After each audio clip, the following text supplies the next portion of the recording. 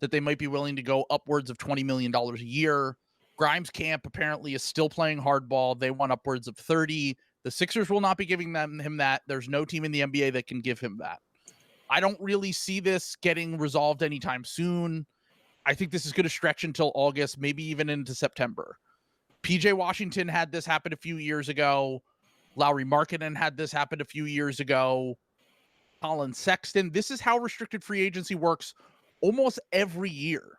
There really are a ton of examples of restricted free agents pushing it weeks and weeks, if not months, to try to squeeze every ounce of leverage that they can. But the only leverage that Grimes has here is to take the qualifying offer.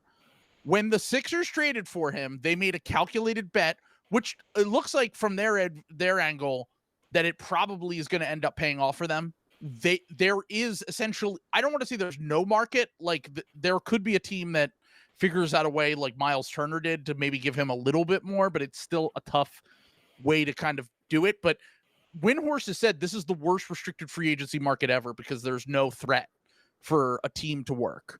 So, and like to just throw a bag at someone. As we just said, restricted free agency feels largely dead this season. A year from now is when all the cap space comes back. So if they really are ballsy enough to do this, he would take the qualifying offer. A year from now, he hits free agency. He could get paid. Keep in mind, this is the same guy that played at 2 different colleges before NIL, transferred, has now played for 4 different NBA teams on his rookie contract, forced at least 2, possibly 3 trades so he could get rotation time, minutes, so he could prove himself and get paid. And he did that, so they feel like this is their chance to really get a bag. They're going to be in a stalemate for weeks, if not months. I don't think there's going to be a resolution anytime soon. I could be wrong. I think that this probably ends with him taking like a 4-year, $80 million contract from the Sixers with a player option on the last year. And I don't think the Sixers are going to be doing... I tried to tell Sixers fans that they weren't going to be that active in free agency.